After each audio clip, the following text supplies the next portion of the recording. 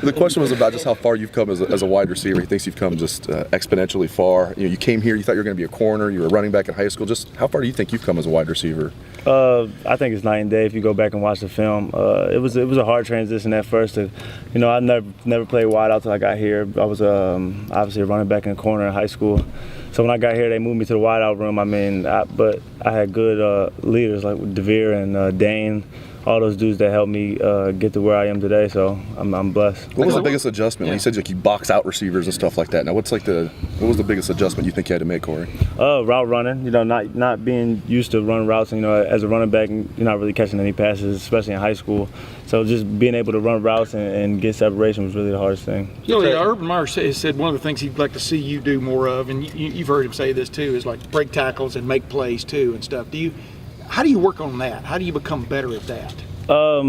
Just open field running. We do drills at practice where wideouts versus DBs or wideouts versus linebackers where just make you miss drills. So we'll probably do more of that.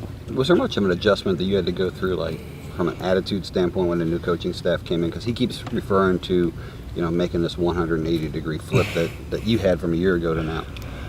Yeah, I guess it's just a trust thing, just getting new coaches and just these last couple of years, I've had a different position coach basically every year. So I guess it's just a trust thing. When they first got here, nobody really trusted them. We didn't know what they were bringing to the table. But now, having a year under our belts, we got a way better relationship than we've had before. Give us an idea of what was the first thought that went through your mind last year when Coach Meyer and the new guys came in? These guys are blank as compared to these guys are what now? When they first came here, we had those little 4 or 5 a.m. workouts outside and in the snow. So I don't think anybody had a real good, anything good to say about them at that point. But now it's like everybody around here loves them. They're doing all the right things. They put us in the right position to win games. So we all love them now. Billy, Coach Meyer said that Braxton's day-to-day. What are your expectations? How surprised would you be if he's not out there against Cal? Very surprised. Braxton's a real hard worker. So I seen him earlier. He was in the training room rehabbing. So I expect him to do what a leader does, and he'll be in the training room every day, and I think he'll be fine. Did he say anything to you about, hey, I'm going to play, or I expect to play? No, we didn't talk about that. Philly, what's it like managing injuries at this level of college football?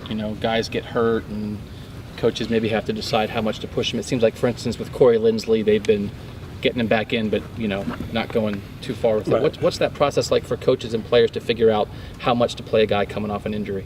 At this level, I think it's much easier, especially with the technology that they have, and with these new machines they have in the training room, and being able, having so much time to get over here. We got great trainers that know exactly what they're doing. So, and I think the coaches are doing a good job of taking the process with Corey nice and slow and just breaking them back in, just to not put too much pressure on, especially in the last 2 games where, we needed him, but we didn't really need him much, so it wasn't really worth it. So I think that they're getting ready for Big Ten season. So then how does that translate to a guy like Braxton?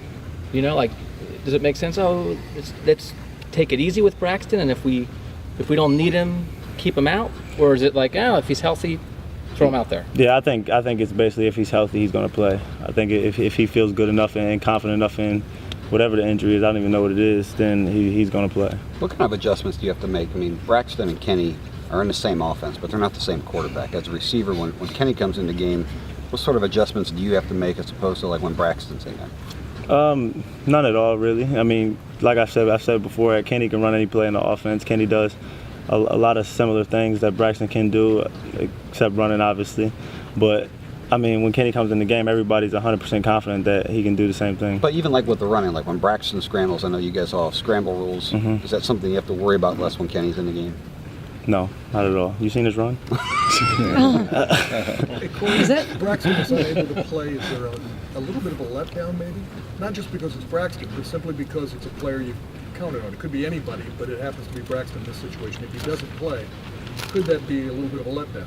No, not at all. Not a letdown. We know if Braxton can't play, it won't be his decision. They're going to have to pull him off the field or tell him that he can't play, because I know he's going to do everything in his power to play. But if he don't, we got a backup that'll step in and do a pretty good job. You guys are obviously comfortable with Kenny, but is it kind of something that kind of progressed over a while because Braxton has left games multiple times. I mean, do you think that's kind of helped in your guys' familiarity and comfortability with him? Nah, I mean, Kenny's been around here a long time, and especially this being my 4th year, I've been with Kenny since freshman year. He's been the person who I've been working out with a lot, especially with these routes and stuff. So, I mean, just Kenny does everything that Braxton does at practice. Kenny gets the same amount of reps as Braxton does at practice. So, the timing and everything is always going to be there. You guys were obviously a successful road team last year. What's the key to being successful on the road? This is a long trip going all the way out to California. What's the key to being good? Just staying focused, basically. You know, it's a night game, so we're gonna have all day waiting around, and as long as we can stay focused and not worry about everything that's going on outside of us, and just stick to the plan and do what we got to do, and we'll come out with the win. Have you ever been to the Bay Area? No. Would you like to go see the Golden Gate Bridge and downtown San Francisco and all that stuff? Or? No. I mean, how do you focus like that, Philly? I mean, knowing you're in kind of a sort of an exotic. Well, y'all will be in Oakland, but sort of an exotic locale. Close to an exotic. Are you curious about what's around? You know? No, not at all. Well, why not? Why not? Because I don't think there's anything there anyway. Really? No, not at all. So it's not special playing in California? Not California. It's not a special state.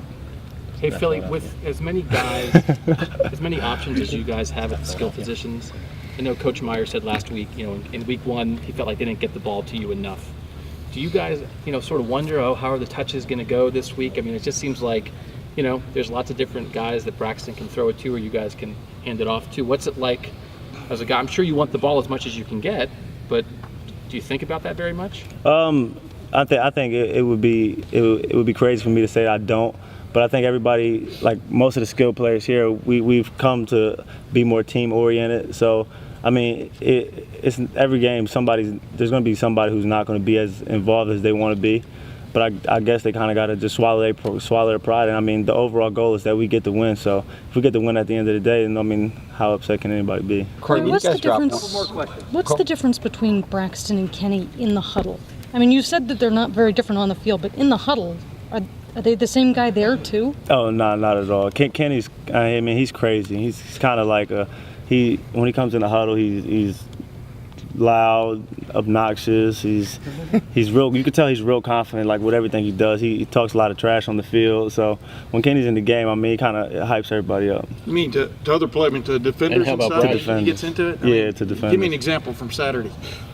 I can't say the words verbatim. Yeah, it's not. You can have It's rated R. Were they questioning him being in there? I mean, is it give and take? You're saying, I mean, does he like being questioned about his credentials, I guess? Yeah. I don't think he's questioned anymore. I think everybody knows when he gets in the game, like what's going to happen. Corey, when he you guys didn't say drop in just- the polls, does that give you further evidence, proof that you guys really are the hunters or the hunters? Give you guys more ammunition? No, I mean, we're not worried about the polls. We know if we keep winning, I mean, they only could drop us so far. I mean, how far down can you drop an undefeated team? Kind of on that note, you tweeted this morning that you're a big fan of Mark May. What kind of spurred those comments, and care to expand?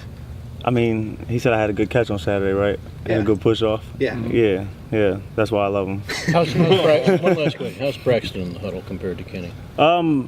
Braxton's not. I mean, he's not as obnoxious and crazy as Kenny is. I mean, Braxton's a leader in the huddle, and it's night and day where he is vocally in the huddle. But I mean, he's not really the quiet big trash, often, yeah. the big trash talker like Kenny G is. Just more polite. Way more polite player.